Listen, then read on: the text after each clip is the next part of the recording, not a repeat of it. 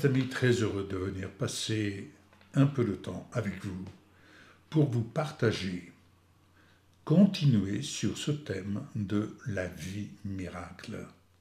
La vie miracle en Jésus-Christ, qui source de votre foi, la vie miracle, en définitive, elle est en vous. Nous possédons en Jésus la vie miracle. Je m'explique.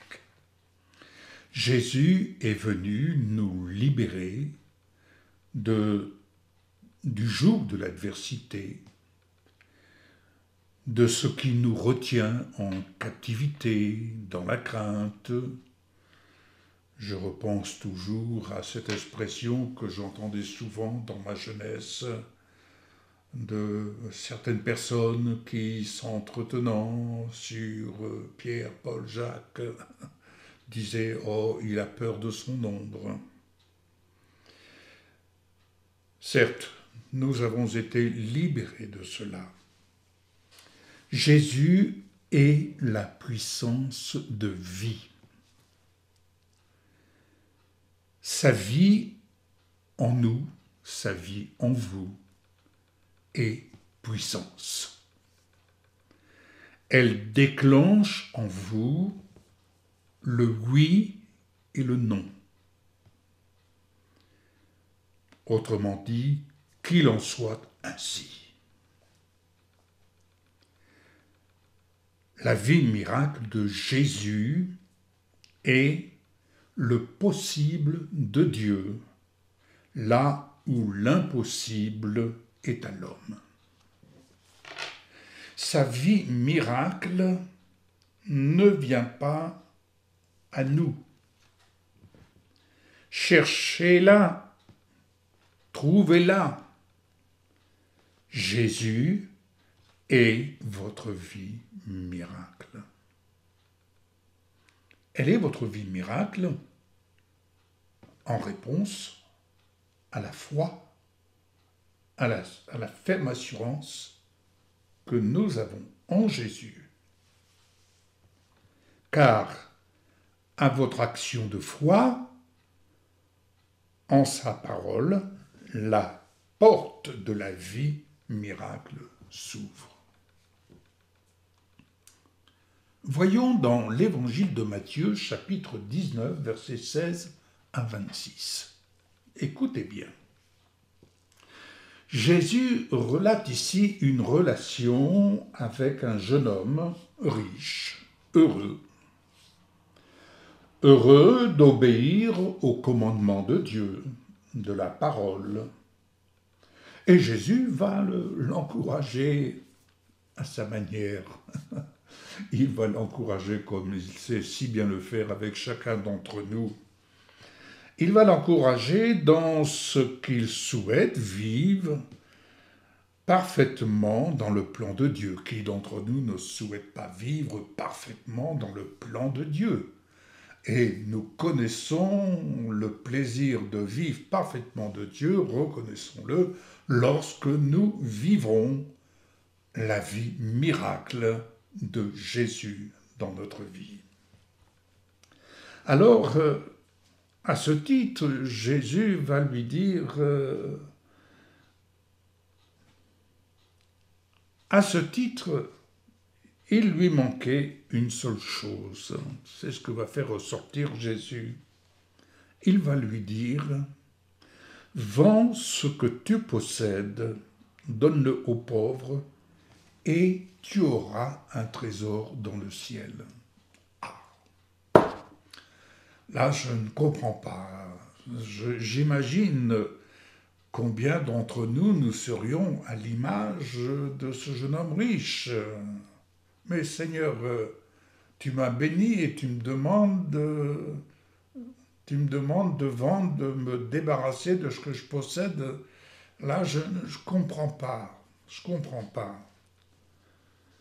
Bien-aimé, Jésus lui dit, « Vends ce que tu possèdes, donne-le aux pauvres, et tu auras un trésor dans le ciel. » Tu auras un trésor dans le ciel. Point. Puis, viens et suis-moi. Bien-aimé, suivre Jésus, on ne le suit pas à vide. On le suit parce que nous sommes en possession d'un trésor. Je répète, vends ce que tu possèdes, donne-le aux pauvres, et tu auras un trésor dans le ciel. Tu seras en possession d'un trésor dans le ciel. Là où est ton trésor, là est ton cœur. Alors Jésus fait ressortir, et il lui dit, comme il peut le dire à certains d'entre vous, peut-être comme un jour il me l'a dit. Puis viens et suis-moi. La vie miracle de Jésus se présentait à ce jeune homme riche. L'encre de sa foi, cependant, était accrochée à ce qu'il possédait sur terre. Là était son trésor. Trésor exposé à la teigne et à la rouille. Il suffit de prendre en considération là où il y a des incendies, là où il y a des guerres. Chacun possède et ce qu'il possède peut disparaître d'un moment à l'autre. Jésus lui présenta objectivement le trésor véritable de la vie miracle qu'il lui était donné de vivre à partir du moment où il choisissait et décidait de jeter l'encre de la foi sans aucune attache terrestre, mais dans la plénitude de sa parole. La vie miracle était là à sa porte. Cependant, l'encre de sa propre foi était dans ses grands biens. Jésus ne reproche pas à ce jeune homme riche d'avoir de tels biens, et il ne reproche pas aux chrétiens d'avoir de tels biens. Mais écoutons Paul dans 1 Corinthiens 7, verset 30. Paul dit ceci, « Ce que je veux dire, ceux qui achètent comme s'ils ne possédaient pas, afin d'épargner et de s'épargner des souffrances dans leur vie. Cela convient à vous attacher au Seigneur Jésus sans tiraillement. » Verset 36. Je répète, ceci afin de vous épargner des souffrances dans votre vie, et cela convient à vous attacher au Seigneur Jésus sans tiraillement. Il est vrai que j'ai eu l'occasion de rencontrer bien des frères et sœurs qui étaient appelés à suivre Jésus, mais que de tiraillement pour le suivre, ou décider de le suivre en s'attachant, en jetant l'encre de la foi, là, détaché de tout bien terrestre. Voyons le contraste avec les Macédoniens au sujet d'une collecte organisée en faveur des frères et sœurs de Jérusalem, 2 Corinthiens 8. 1. À travers la grande épreuve de leur tribulation. 2. Leur joie débordante. C'est quand même pas ordinaire. 3. Leur pauvreté profonde. 4. On produit avec abondance de riches libéralités de leur part.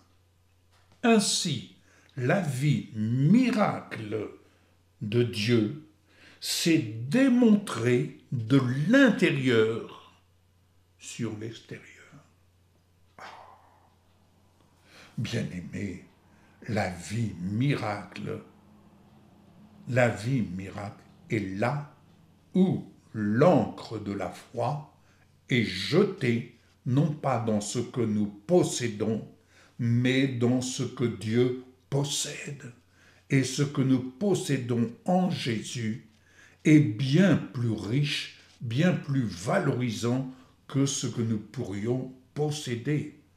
C'est pourquoi posséder est une chose, mais soyons comme ne possédant rien, afin de vivre en possession de ce que Dieu nous offre de vivre en suivant Jésus. Alors comment c'est démontré de l'intérieur sur l'extérieur? Ils connaissaient leurs limites humaines, ça va de soi. Ils savaient que cela était ni par force, ni par l'intelligence de leur savoir-faire éventuel.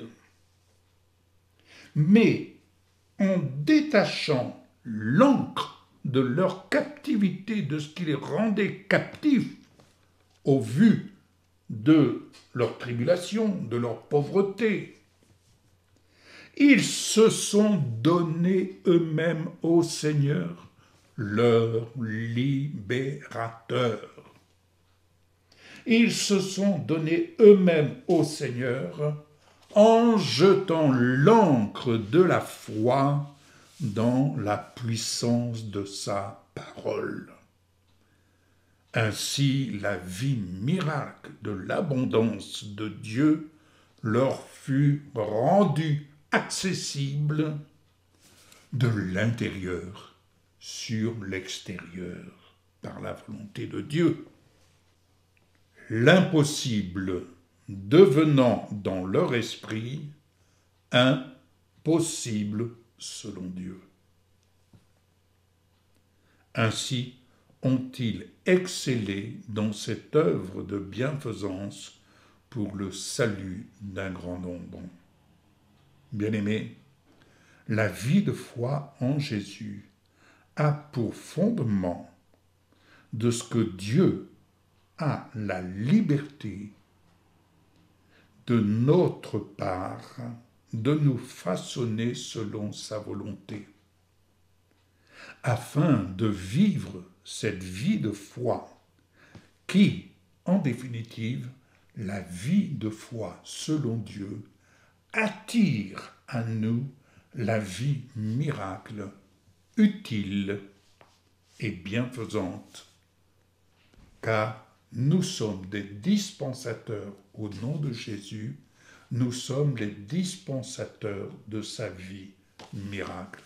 Jésus ne voudrait-il pas faire de vous un dispensateur de sa vie miracle? Sa vie miracle commence en haut. Elle vient d'en haut pour se manifester et rendre témoignage à sa justice sur la terre comme au ciel. Que le Seigneur vous bénisse. À très bientôt. Bon courage et cherchez ce trésor et vivez votre vie miracle en Jésus. Au revoir.